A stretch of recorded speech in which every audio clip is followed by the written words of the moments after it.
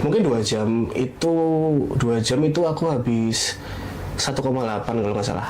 Aku menciptakan kebodohanku sendiri nih. Indonesia darurat judi online.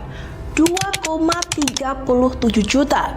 Itulah jumlah korban judi online di Indonesia yang berhasil dipetakan pemerintah pada 2024. Dan yang lebih mengejutkan, 2% diantaranya adalah anak-anak berusia di bawah 10 tahun.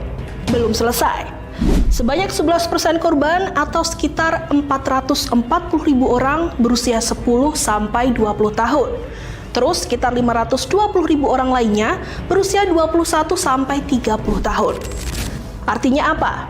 Ratusan ribu anak muda Indonesia sudah masuk ke dalam pusaran judi online. Sementara itu, Pusat Pelaporan dan Analisis Transaksi Keuangan atau PPATK mencatat perputaran dana judi online pada 2025 mencapai 286,84 triliun rupiah. Memang turun sekitar 20% dibanding tahun 2024 yang mencapai 359,81 triliun rupiah. Tapi kan angkanya tetap fantastis.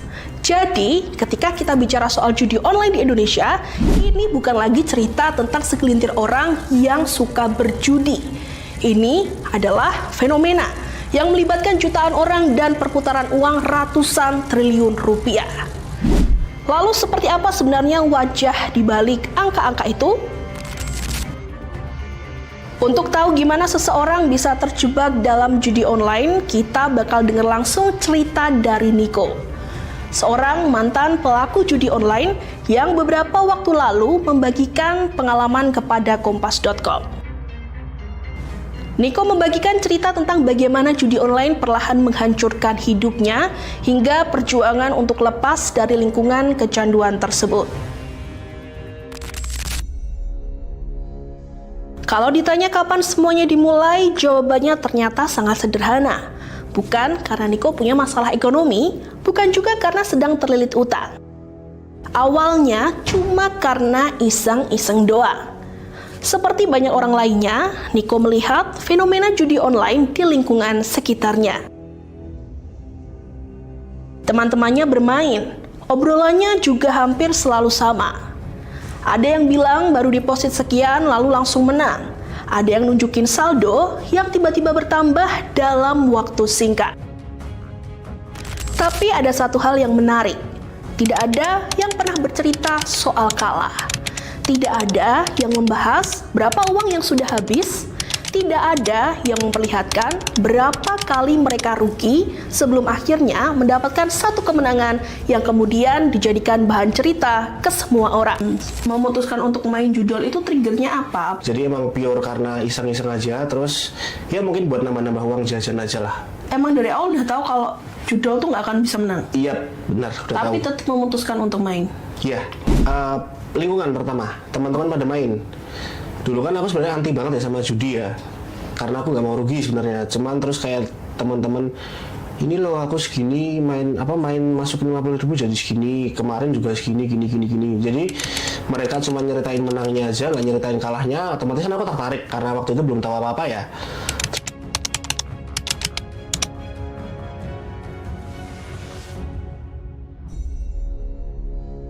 Terus sempat berhenti sebentar, mulai nih iklan-iklan keluar di sosial media kan. Habis itu penasaran, ya udah main lagi. Walaupun gak sebanyak dulu ya, tapi coba-coba lagi ternyata ayo udah mulai baik ini. Paling cuman 5% ya. Tapi nagih. Iya, nah karena apa ya, emang didesain visualnya tuh bikin apa satisfying lah mungkin di bahasanya. Kayak gitu sih ya, makanya jadi tertarik. Kadang orang udah sampai di titik dia cuma pengen main, nggak pengen duitnya, dan sampai habis banyak banget di situ. Apa yang dibilang Niko soal presentasi menang yang hanya mencapai 5-10% itu juga pernah diakui langsung sama mantan operator judi online. Ia mengungkap bagaimana sistem ini bekerja dari dalam. Artinya, hasil permainan masih bisa dikendalikan dalam batas tertentu oleh pihak pengelola.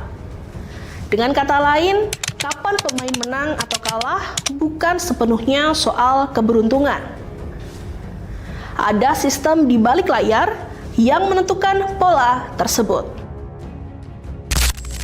Untuk akun dummy sendiri itu ketika kita bikin situs, kita mendapatkan kopiannya, istilahnya kopian situs tersebut, karena website asli itu kemenangannya itu hanya 10% sebenarnya. Kalau di dummy itu kemenangannya bisa 50-50, bisa 70-30. Kalau dari kantor sendiri kita nggak boleh monetis. Bahkan dari kantor memperingatkan kita untuk tidak bermain judo.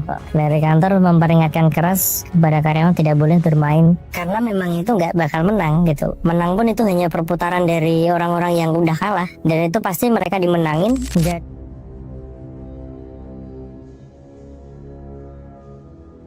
Kalau kerugian sendiri, yang paling teringat itu kamu pernah rugi paling rugi itu berapa? Waktu itu mungkin dalam nggak sampai sehari sih ya, dalam mungkin 2 jam itu aku habis 1,8 kalau nggak salah. Nah, kalau di luar segi ekonomi nih Mas, kira-kira ada nggak? Atau kamu mengalami kerugian apa di luar segi ekonomi? Yaitu lumayan stres, lumayan kepikiran, lumayan ditagih sama sana sini. Jadi aku menciptakan kebodohanku sendiri nih. Yang awalnya aku tenang, bayar apapun bisa, ya hidup tenang lah. Tapi jadi gara-gara itu, jadi tiap malam atau tiap kalah pasti hopeless juga kan.